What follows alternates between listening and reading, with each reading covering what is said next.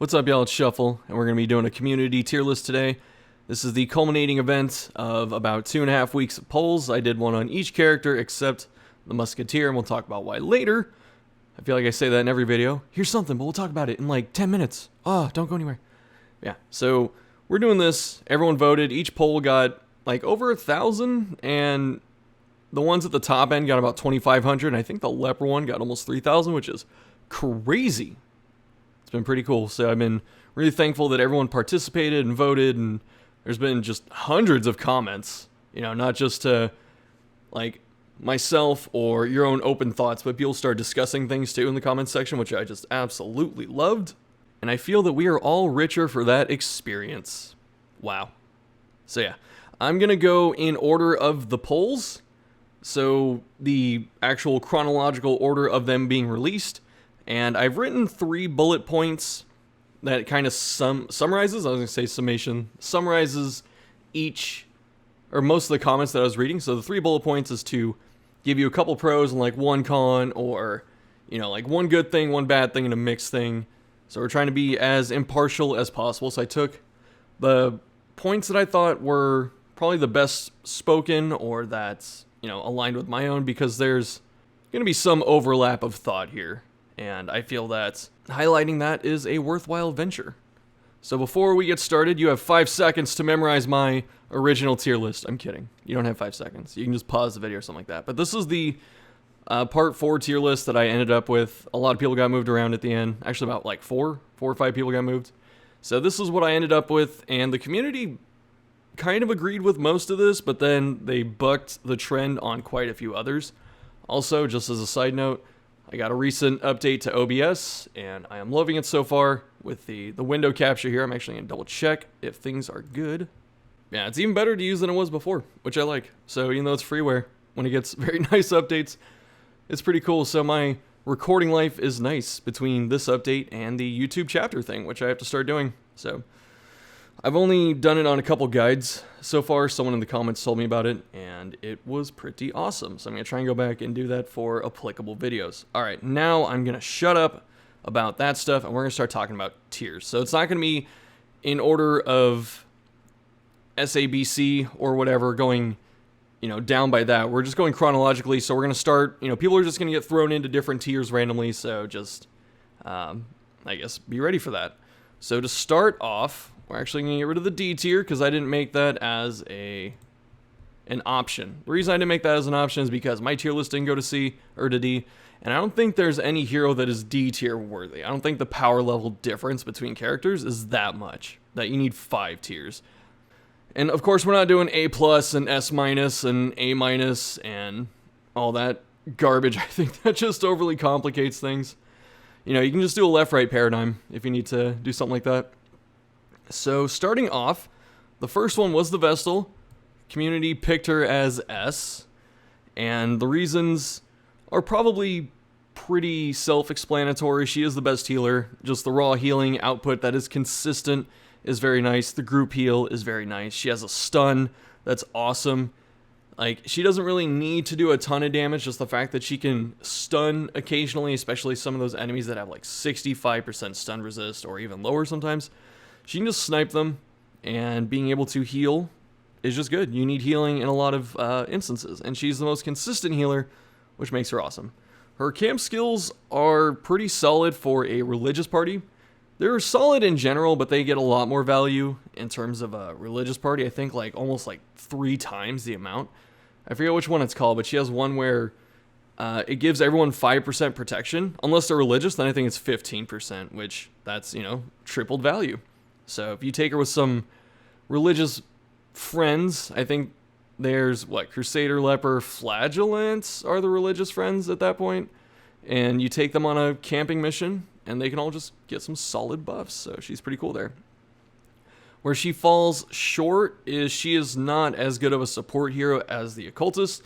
The Occultist is a weaker healer, but the Occultist is way better at facilitating team strategies, whether it's mark or shredding prot or damage by using weakening curse or pulling things. The Occultist does a lot of stuff that the Vestal doesn't. And he also stuns. His stun is better. But you also have to put him in a more compromising position to do it.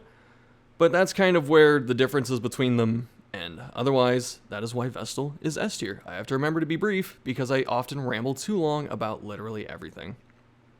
Insert jump cut there, but we're going to be going to the Man-at-Arms, who has been decidedly A tier. This is the first difference between my list. I put Man-at-Arms at B, but if you want to hear my reasoning, go ahead and watch my videos. This is what y'all picked, so we're going to talk about your opinions. The Man-at-Arms has fantastic support skills, not just in battle, but he has some of the best camp skills out there. He's amazing on like medium and long missions just because he can give those support skills out to people. He's great on boss missions. There are certain bosses that I don't want to say he is required for, but he makes life so much easier. And then there's a specific endgame mission. I'm not going to say which it is, but there's a specific endgame mission where he does very well. So Man-at-Arms, you almost need one, at least one in a playthrough.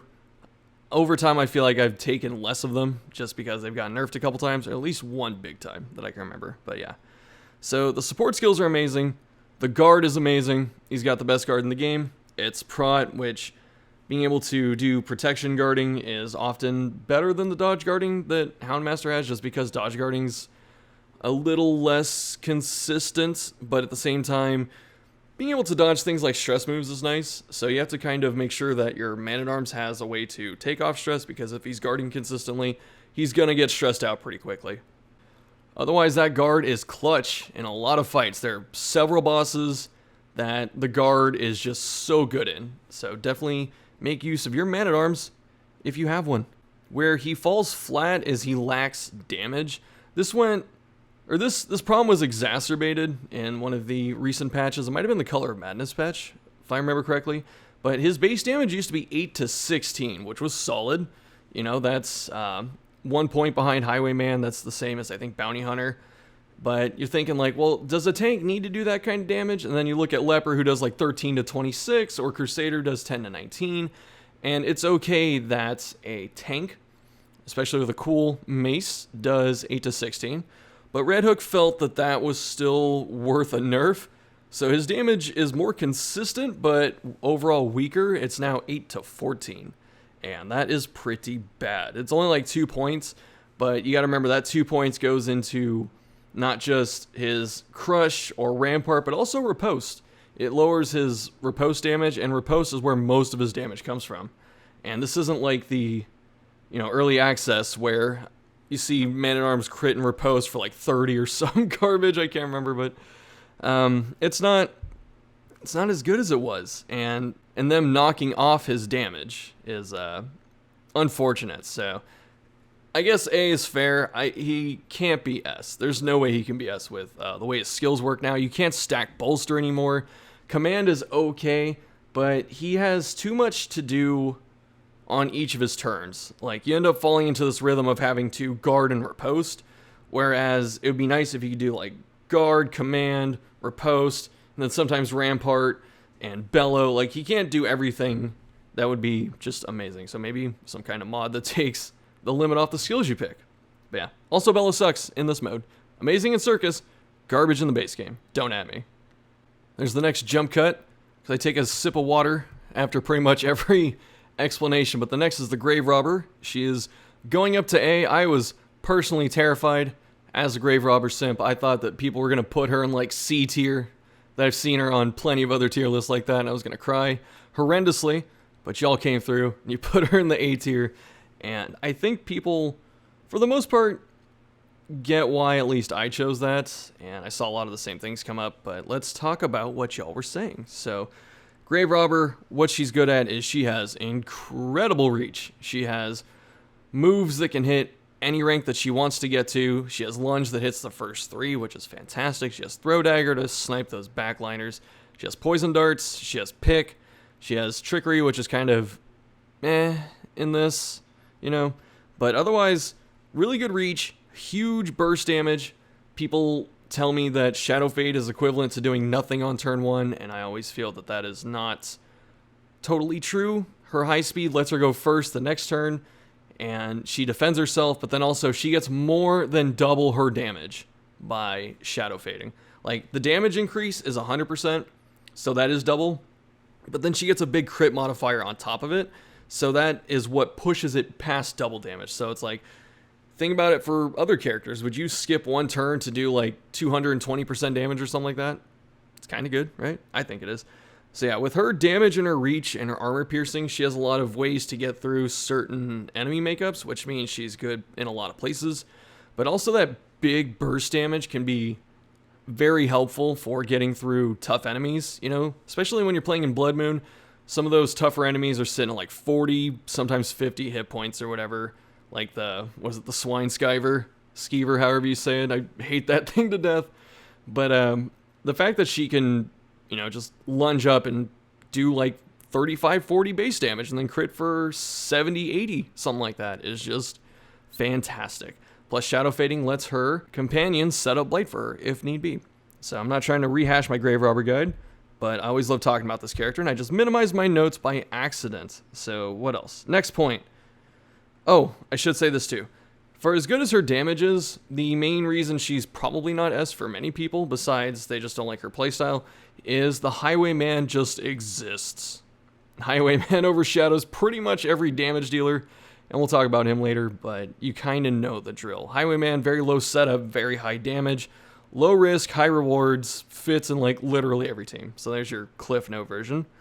But the Grave Robber, her other good point is she's pretty evasive if you play her correctly. Like if you're Shadow Fading, using certain trinkets and all that, she has very high amounts of dodge, and then she also stealths, which means it's pretty likely that she's going to survive. And then there's that argument that you're spreading out your damage to 3 people instead of 4, which, you know, everything's got caveats, and I explain all this again in my Grave Robber guide, so I'm not going to go too far into it.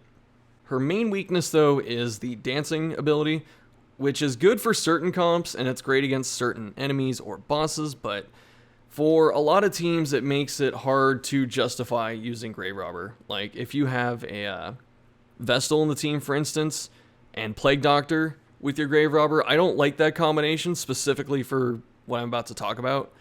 Like, when she Shadow Fades back, it pushes Vestal to rank 2, which means Vestal can only group heal, which is still a great move, and stun, but she can't use her single target healing, which limits her options. So it's kind of tough to plan around that.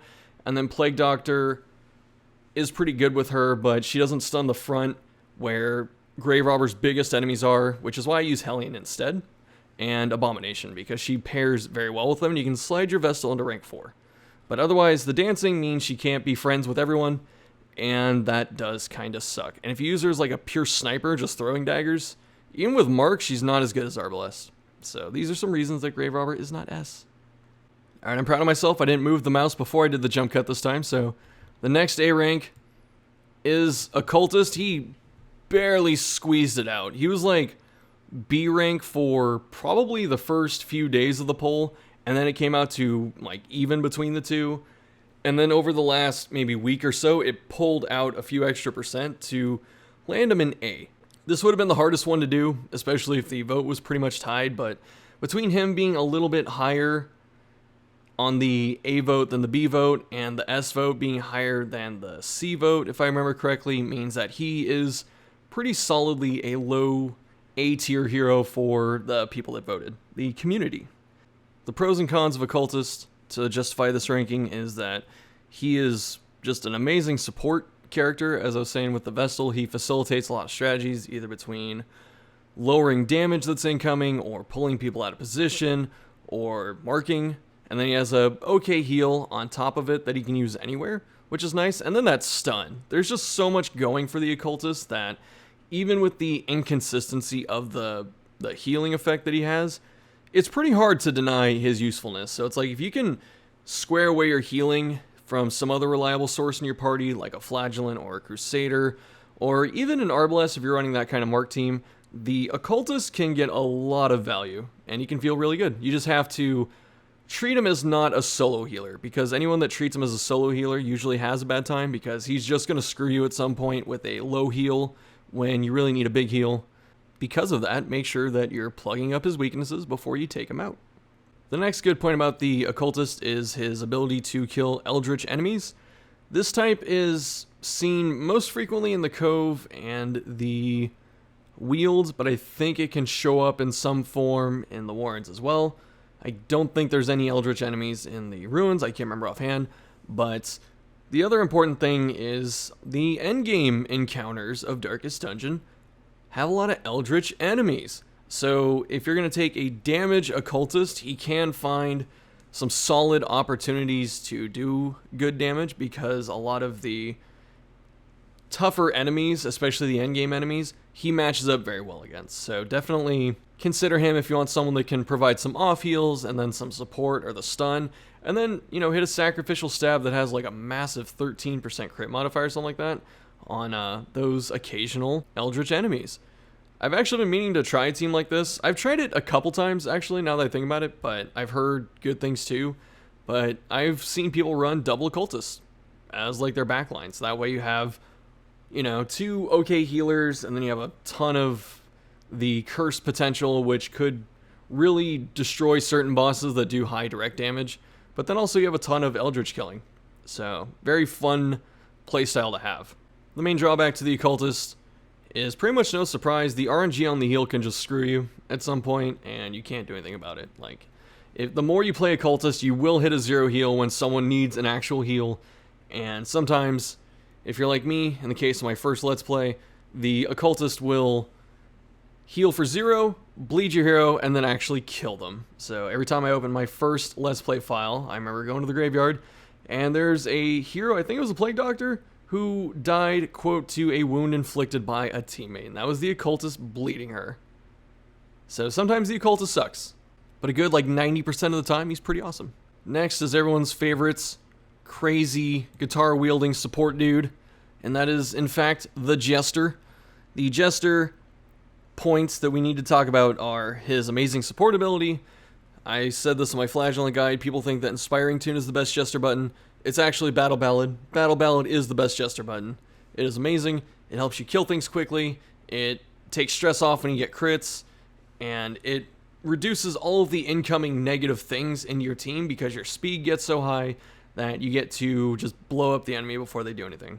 And then outside of Battle Ballad, he has Inspiring Tune, which is almost mandatory in high stress situations or dark situations, especially like the Farmstead.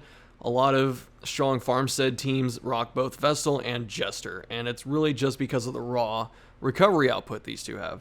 So that's really awesome about him. But he has some other nice things as well. He fits in bleed teams as a bleed damage supporter. He's got a mid-rank cleave in Harvest, and then a slightly stronger single target in Slice Off. They both do some pretty good bleed damage, and both have their uses. Harvest is good against certain enemies that spawn extra units, or just have, little minions with them, and Slice Off is better for the raw single target, but they both synergize with your bleed heroes like Flageolet or Open Vein Highwayman, Hound Master, Hellion. Those are all very good friends because of the bleed stacking that you can do. And if you have like 2 or 3 of them, you can get your bleeds up to like 20-some damage a turn, which is just amazing. His last beneficial thing offensively is Finale. I'm not a huge fan of Finale.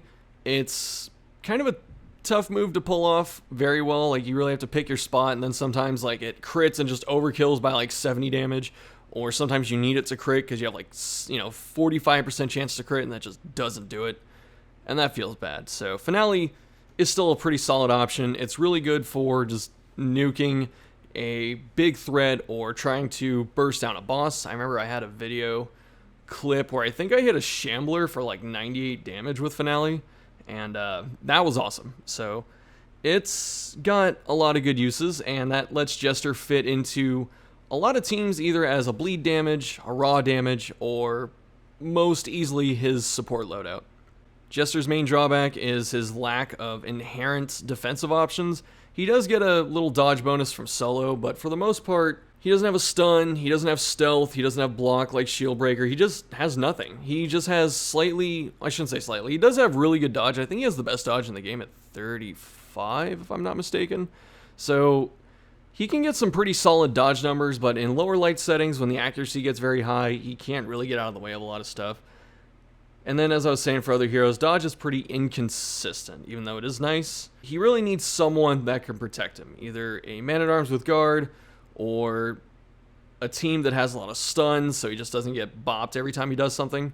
He's got all that on top of a very low total hit point base. So for as good as he is with literally everything else, he is very fragile and kinda death prone sometimes. Really the best way to keep him safe is to use his movement options, either Dirk Stab, Solo, and Finale, to just put him around the field and out of harm's way. But that's some kinda higher level stuff that I think isn't as easy to pull off as other things like just stunning the front line with Hellion. Speaking of Hellion, guess who's next? It's Hellion! Wow! Yeah, so Hellion's got a lot of cool stuff going for her. She has the double stun with Yop, which is just incredible. She has really high base damage. It's 10 to 19, which is the same as Crusader. So she hits things very hard, even with her damage penalties. She has the aforementioned bleed synergy that we were talking about, so she fits in those comps. But because she's not dependent on bleed damage, she can go to any area and succeed. The one she probably struggles with the most is the Cove, because they have very high bleed resist, but they're not bleed immune. And then also Wicked Hack or whatever. It's Wicked Hack, right? Wicked Hack into those big Uka crabs is just bad. And then you have Iron Swan, but then like the pink fish is always stealth, so it's pretty hard to Iron Swan stuff consistently. So she's still okay there. You pretty much rely on her double stun and like bleeding the easier to bleed enemies, and then Iron Swanning random stuff. Otherwise, in every other area, she finds a home. She does very well there. Well, I mean like in every other place. I can't remember if I explicitly mentioned it, but like I said, the reach is just fantastic on Hellion. Between Iron Swan and if it bleeds, and then her frontline stuff, she can hit anything. She can hit anything for pretty moderate damage. I compounded all of the positives into one just big bullet point of like 5 things, but the negatives do exist for Hellion. For one, her base speed is pretty bad, all things considered. Like, she matches up okay against the front line, but it's still like a coin toss to see if she goes first, which is not cool. Then she also debuffs herself for using some of her strongest moves, such as Yop, and Breakthrough I wouldn't say is an amazing move, but it's good in certain instances, especially if you have like a cleave team. And then also if it bleeds. Just not if it bleeds, bleed out. Bleed out gives her the damage penalty, so it kind of sucks. And on top of that, she is somewhat squishy. Her dodge isn't amazing. She doesn't have riposte. She does have a stun, so she can defend herself there, but you know, she's got average hit points. She's sitting there with like Highwayman and Bounty Hunter in like the mid 40s. And on top of her lower speed than those two, if she doesn't get a stun off and like the front line just double swings into her, she can take like over half her life pretty easily. With that said, considering how versatile her moveset is and how effective just a double stun is to have, she does well in almost any team. You can just slide her in the front and just find a lot of success. You know, Iron Swan the first couple turns, then starts stunning and bleeding. So I think she's very deserved of her A rank up here. The next one, we're going to combine the Arbalest and the Musketeer into the B tier. I'm just not going to put the Musketeer on the list. And people were asking me about the Musketeer vote. They're like, why isn't there a poll? And there's a reason, right? The Musketeer only has 3 outcomes for a tier placement. One, which is the most obvious and likely, is she's pretty much a carbon copy of the Arbalest besides the Farmstead Trinket, which means she should be the same placement as the Arbalest in pretty much every conceivable way. The other is she's lower than Arbalest, which is my reasoning, because she's an extra character that, since she's a copy, she eats up spots on your stagecoach and items in your loot pool, so she's just taking stuff away from everyone else, stopping you from getting other classes you want, especially if you already have an Arbalest. So that's the other instance. And then the third is people on the poll just decide to be trolls and put her like a rank higher than Arbalest, which, you know, we can't take that seriously. So in all likelihood, she's just tied with Arbalest because they're pretty much the same character, and that's why we're not rating her. But we gotta talk about Arbalest. So the reason these two characters are good is actually coming from their support setup. They have a lot of good support options between the camp skills. Like Arbalest camping, I would argue, is A tier in a lot of instances. If you have a good mark team and you camp, her restring crossbow and marching orders and stuff like that just gets so much value. They're very good moves. In battle, she's got the flare to break stuns and marks, which does very well against certain enemies, and one boss in particular. Her heal is pretty solid, and if you keep using it against the same target, they keep getting the healing buff, or the healing receive buff, which means after like 2 casts, if you keep hitting it, You know, if you just need to keep one person alive, maybe you have a guard or they're marked or something like that, or they're just bleeding out really hard, she can just put out some solid healing, you know, even without trinkets, and it's really nice. The next point is both good and bad, and that's the mark synergy requirement. I should say almost requirement, because her base damage at 7 to 14 is pretty garbage, all things considered. I think they need to make Arbalest 8 to 16. That'd be a nice buff for her. But otherwise, her damage is pretty weak without mark. And if you have to build an entire mark team, mark's only good against certain just missions and certain bosses. It's not like a catch-all, man, I just need mark every turn or for every encounter, you know. Because if you don't have a mark that lowers prot, then it's pretty bad against armored enemies. If the boss has multiple actions, the mark can just fall off before anything happens. Or like you're only getting one effective turn, and then you have to mark every turn, which is just bad value. You want to be able to mark once, have it last for 3 turns, have everyone just hit that thing like 4 times, which is fantastic, and then mark something else, hopefully. So it is a kind of big negative to her, and then the last negative is her position dependence. She is pretty much the backline Leper, where she has to be rank 3 or 4 to do anything. She just doesn't have enough going for her to be up front, but then also that means she can't be used against certain bosses that have strong movement mechanics or are strong against mark. So those are the Arbalest pitfalls. Otherwise, I think B is a fair placement for her. You know, you could argue A if she's camping, otherwise I think B is pretty good. And, you know, if you want to make a case for C, I could see C as well, just because of the damage and the positioning dependence. The next one is everyone's favorite chained up hulking boy. That is the Abomination. The Abomination just coming into B is pretty, I guess, I don't want to say like obvious. I've seen people rate him lower, which I did that at first too, but there's just too much going for him that I think you can't justify putting him lower than B. You know, like some people have tier lists that go down to D, and I've seen him in D, and that's just not right. I think he's like high B or low A. I think he fits both of those. In Circus, he's S right now, but that's not, this isn't the Circus tier list. But otherwise, the good points are there. He has a really good stun in Manacles. He has Blight Synergy in Beast Bile. So he's really good on stall comps or to help you milk some extra turns to get heals out. The next point is when he transforms, he does a lot of really solid direct damage. Rake is fantastic against any minion spawning people or just anything that has a lot of weak extra units with it. Or in some cases, if they don't have a lot of prot and you transform, you can just rake and get through the front line in a couple turns. So he's got a lot of good direct melee damage options, and his big weakness is that he can't combine all of it effectively. You know, he can't itemize for all of it, which is what I was saying in my tier list video, but he's also kind of a heavy burden on the party with the stress.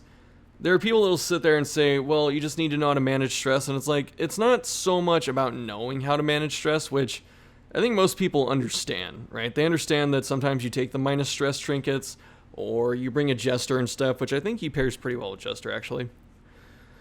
But depending on the fight or the light level and stuff, sometimes, like, the ticks of stress, I was going to say stealth, the ticks of stress can get you an affliction when you're not ready for it. You know, like, he's like maybe 20 away from afflicting, and then someone swings in and crits him, and then he, like, takes his turn and gets bonus stress, and then he afflicts. Like, that kind of stuff sucks. So, the stress is still kind of a danger, and the fact that he stresses out the rest of your party means that you need to have that in mind. Like, you do have to prepare that your team is going to be taking extra stress, but if you're ready to do that, the Abomination does have a lot of good stuff going for him. You know, no one talked about his stats, I think. I can't remember anyone talking about his stats in the comments that much. They're talking about his moves and, you know, his how he affects the team, but you know, he's got like 9 base speed, mid-40s hit points, I think higher than average blight resist, so he's got a lot of awesome stuff going for him. And then, I forgot this though, a lot of people think he still can't play with religious characters. They removed that restriction. I thought it was a great thematic restriction, because you have the Abomination who has to play like the Occultist for a healer, and that's just this weird kind of like, you got the creepy people together doing missions, but they took that away, and now that he can play with Vestal, I think that raises value quite a bit. So if you think Abomination is still bad, try and run him with your Vestal. See how he does. For these next few, we're going to try and be a little faster just because I'm already rambling a little bit, and I want to keep this video under an hour if possible, but if it's like an hour 10, that's whatever. The next one is the Crusader, which I was very surprised the community voted as S, It wasn't like a slam dunk. Vestal and Highwayman were both like 80-something% for S, which was nuts.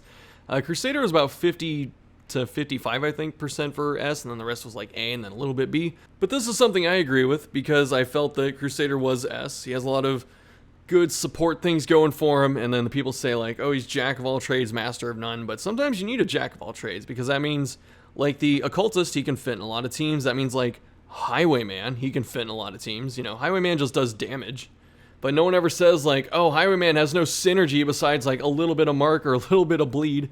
And that's why he sucks. But all of a sudden Crusader, who can fill stress healing roles, stunning, you know, support, and spot healing, people are like, oh, he's not a master of none.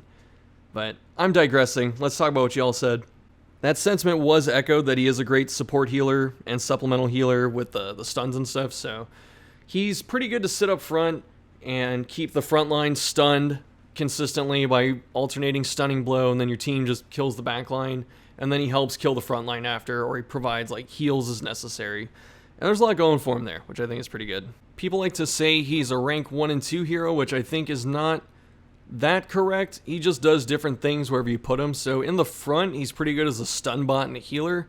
And if you put him in the back where you can use Holy Lance, he's a pretty good backline killer, you know.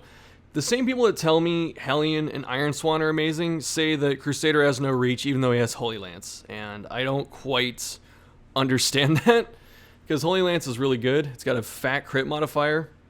And it's also a melee skill, so Ancestor's Pen works with it. But yeah, he can heal from any rank, he can stun in the front, he can do damage in any spot you put him in, and he's pretty solid because of that. So I think S or high A is very deserving of Crusader, and I'm glad that the votes reflected that as well. His super obvious flaws are his tanking ability. He does not have a guard. That does not make him as good at tanking as Man-at-Arms. I wouldn't say that Hound Master is a tank just because he can guard. I would say Hound Master is like a protector because he can guard. So if he gets his guard up, he's trying to get out of the way, not get hit. You know, Man-at-Arms doesn't care if he's hit. But the Crusader and Mark tanking is pretty bad. I think that Mark tanking is pretty inconsistent. A lot of the time, the enemy can just choose not to go for that hero even though you're marked. And then if you are marked, they can swing into you with some abilities that get boosted by marks, so it's like the worm and the warrens that can do tentacle devour.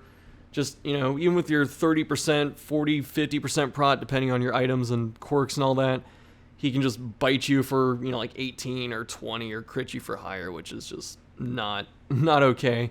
And then if you bring the Arbalest to clear the mark, why are you using Bulwark of Faith in the first place? I just don't think it's that good. And then also his low speed. He has no real synergies in terms of offense, so he just has to hit stuff and stun stuff, which is nice in its own right, but the like 3 speed at max level is just pretty terrible. This means he's always reacting to stuff, but usually in Darkest Dungeon, offense is rewarded more than defense, so I should say more than defense and reactionary plays, so you want to be proactive, and Crusader is not a proactive character by any means. Crusader is just a purely reactive character. And the only proactive move he has really is the stunning blow. Then next, I will actually move everyone over for the Highwayman, just because I think he got the highest vote total for S tier. And at first, there was like no B and C tier votes for the first little bit, and then like a B vote came in. And I think he ended with like a couple percent B, and I think like 1% C, if that. That might have been a meme vote, who knows. But the Highwayman, very deserved of S tier. I think he's just probably the best character in the game. He's just so well statted, and his damage output is amazing. I was about to go into my own thoughts there, but I need to remember I'm talking about y'all's thoughts. So the consistently high damage is something that people noted. The ability to riposte is good, and riposte can shred certain bosses that have big cleave attacks, and especially if they have multiple actions, the Highwayman can just swing into someone like 3 times a turn, which is just amazing, and he can just do some very solid damage output with that riposte. He's also resistant to any movement things that happen to him. He can duelist advance from the back, and he can always point blank from the front.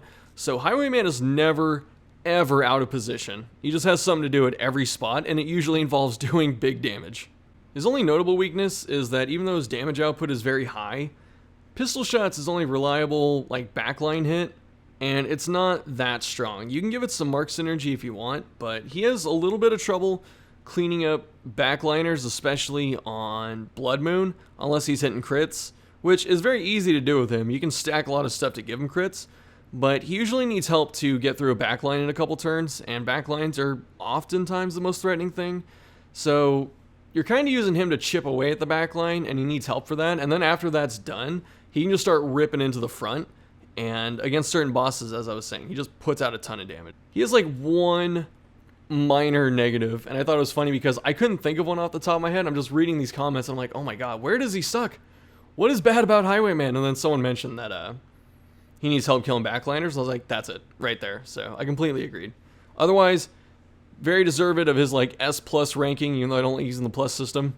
He's just immense, and rightfully so. He's pretty much the Red Hook mascot. The next one is the Punish Boy, who got a very extensive guide written about him recently by yours truly, but it's the Flageolet. This is a vote that broke with my ranking. You know, there's been a few already, but this one I was a little surprised about, but then I read the comments and I wasn't that surprised. But I put Flageolet in B.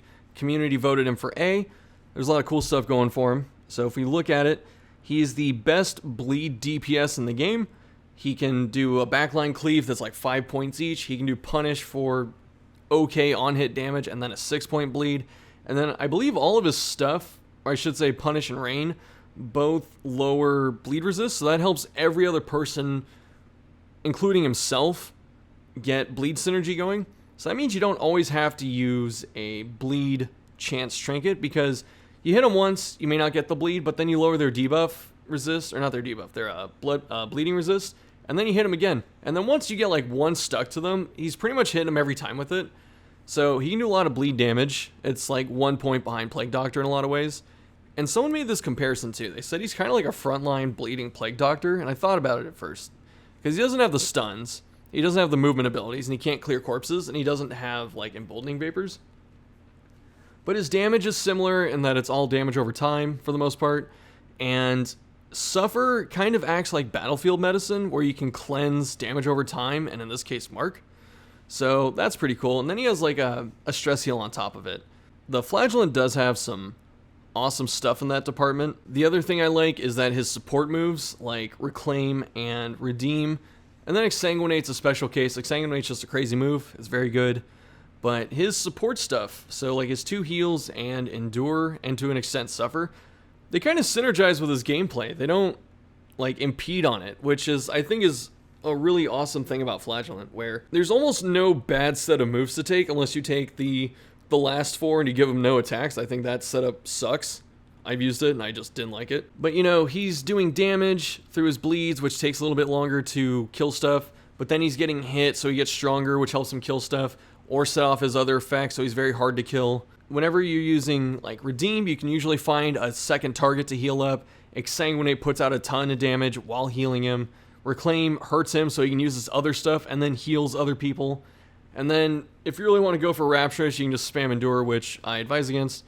And then, as I was saying, Suffer puts all of the damage over time on him, which enables his other stuff. So his kit synergizes very well.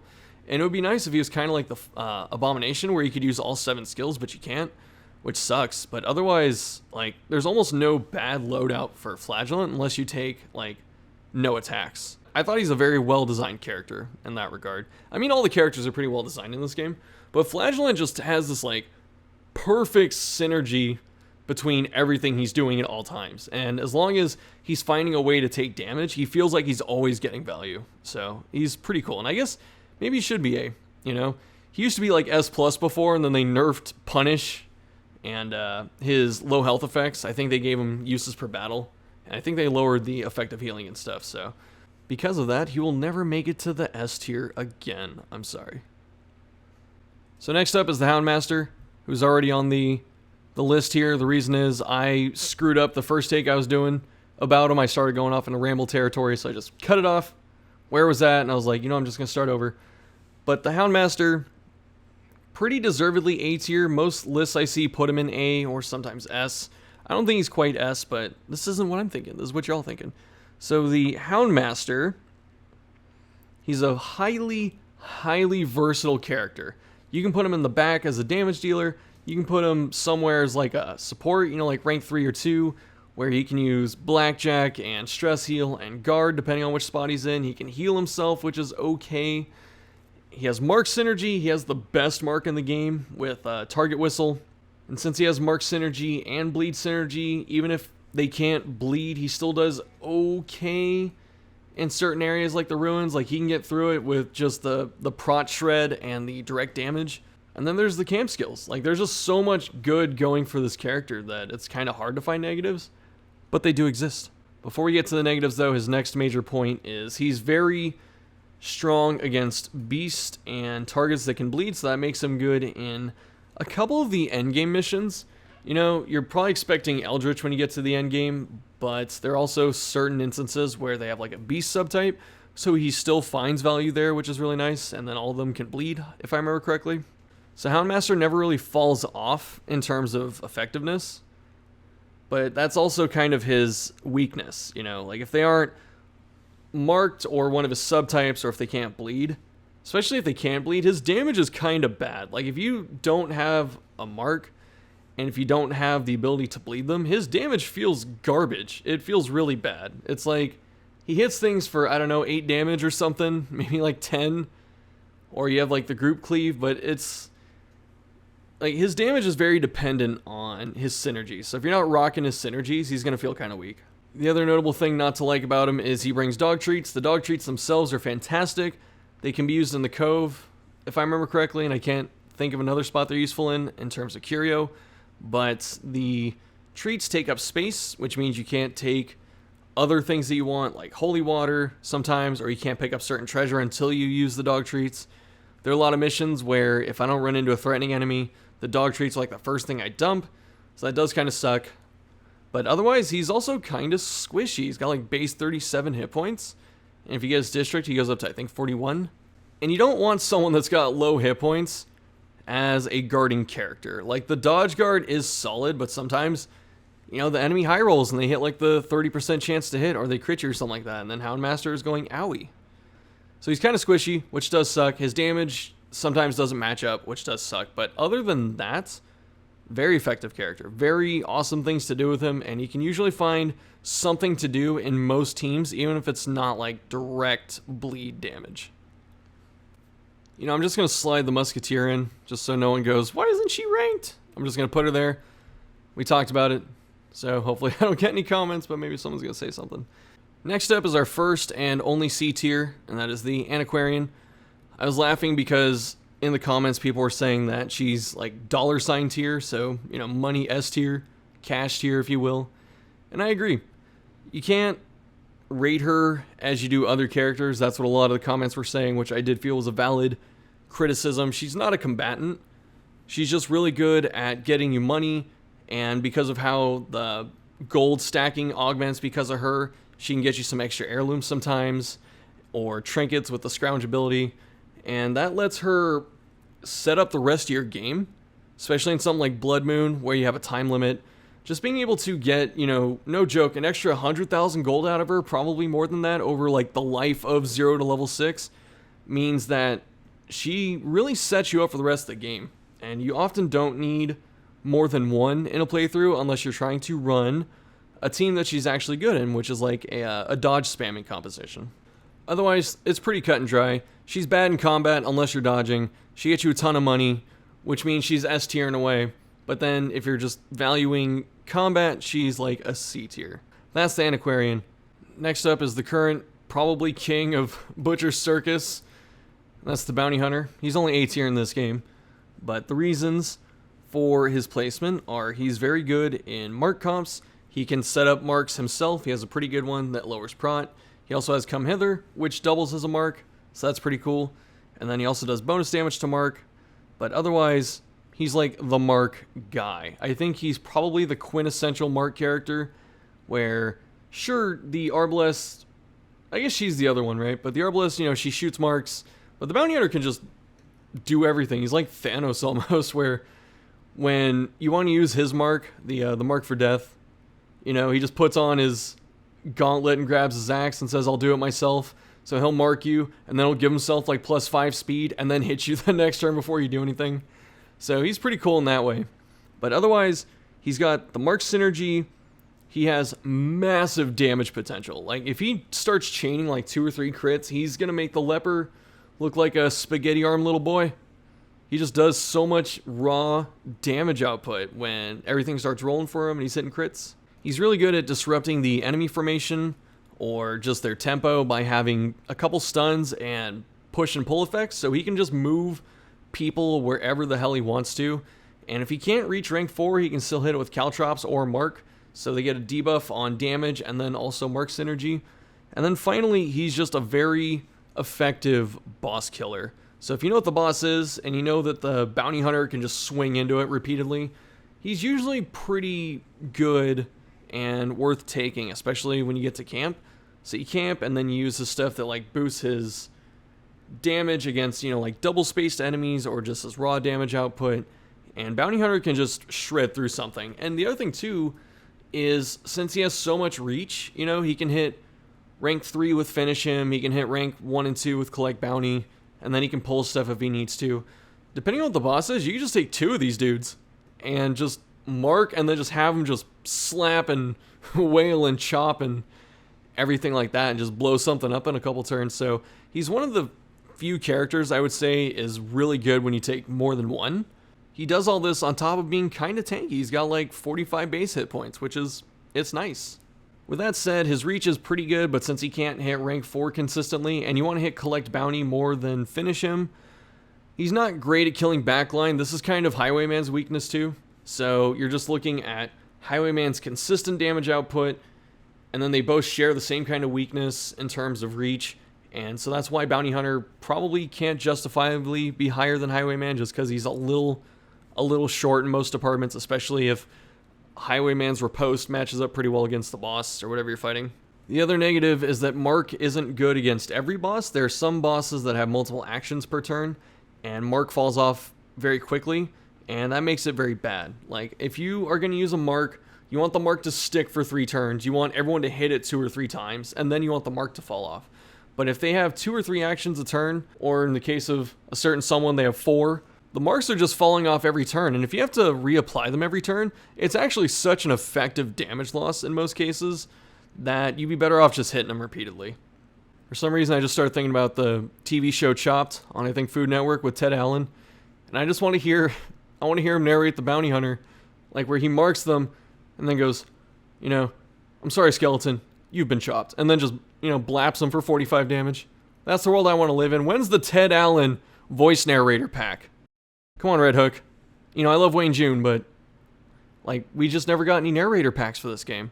I feel like that's a missed opportunity. The next one actually surprised me a little bit. When I say a little bit, I mean quite a bit.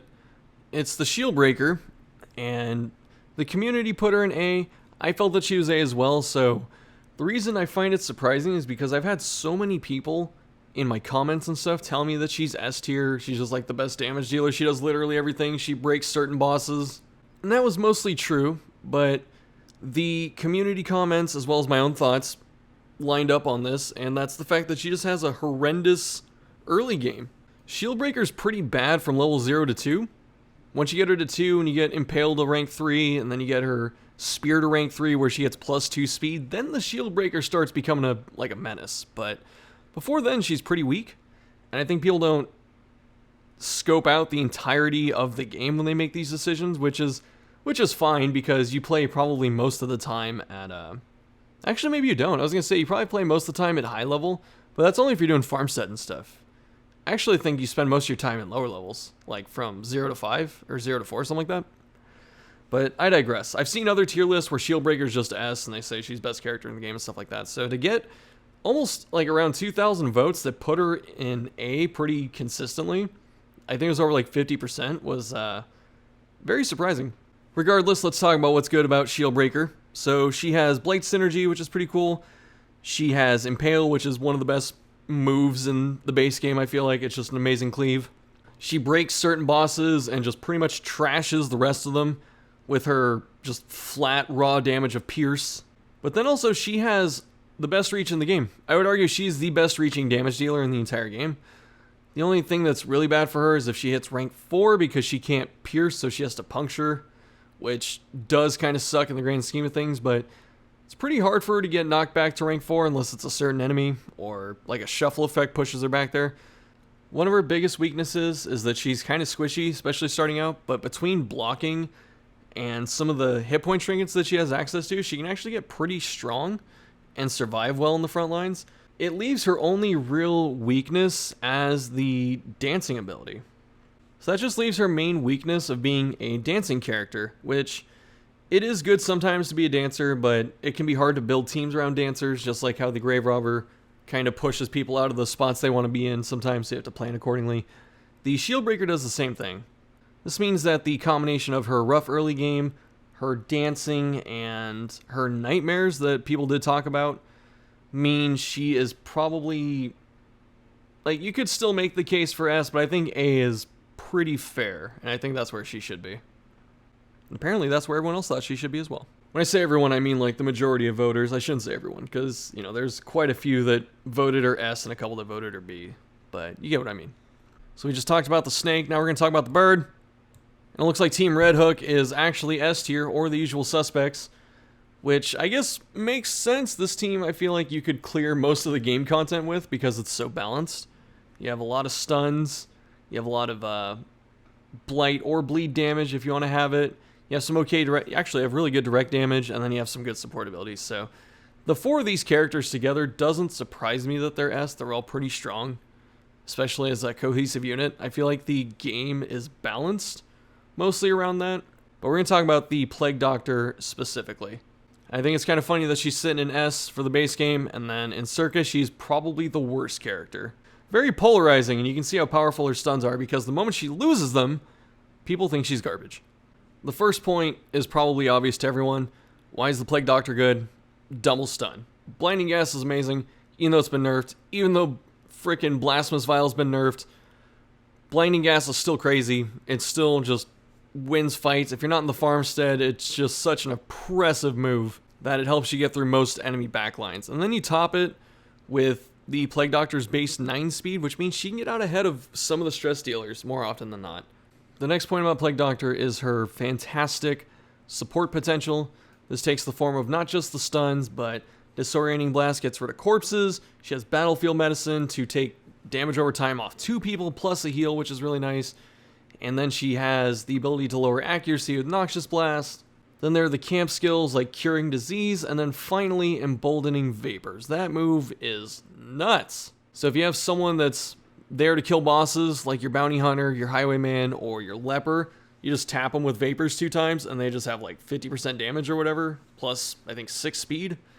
And they just start blowing stuff up. It's ridiculous how strong that support move is.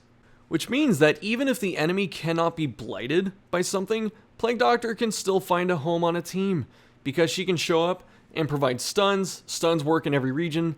She can provide a damage boost, and then she has a bleed attack if you need bleed, which I don't think it's that good, but it's okay if you have like the Bloody Herb. And then she has blight damage for literally everything else. So Plague Doctor is just a very, very strong character. And her only real weakness is that she's kind of bad up front because she starts losing her stun. She can't Blinding Gas in rank 2, I believe. And then she can Disorienting, I think, from rank 2, but it's like, she's up there with one of the lowest defense hit point totals and stuff like that in the game. Her dodge is pretty average. She has no defensive mechanic if she can't stun. So you don't want her up front taking hits. If you're going to use someone in rank 2 to stun, use a Crusader or use an Occultist or use an Abomination at that point. Don't use a Plague Doctor.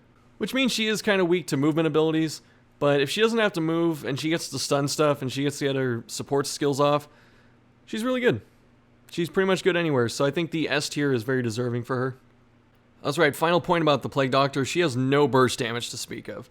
So she's really good against enemies that have multiple actions or high prot and stuff, but she can't do burst damage, so she has to rely on keeping things stunned and then rotating damage over time to maximize all of her damage and then help out her team. Otherwise, you can't really take her in there and expect her to crit something for like 25. But I'm thinking about maybe what if you did? What if you gave her like the Ancestor's Pen? Or like some other things like the Legendary Bracer? Could you get her damage high enough to crit for like 30 on Incision? Maybe. But why would you? Like, why wouldn't you just use the frickin' the Flageolet at that point if you want a good bleed damage? So this last one, I had a suspicion this would happen. I also hoped it wouldn't happen. But then the first votes started coming in, and then it seemed like it was going to happen. And then after like almost 3,000 votes, it happened.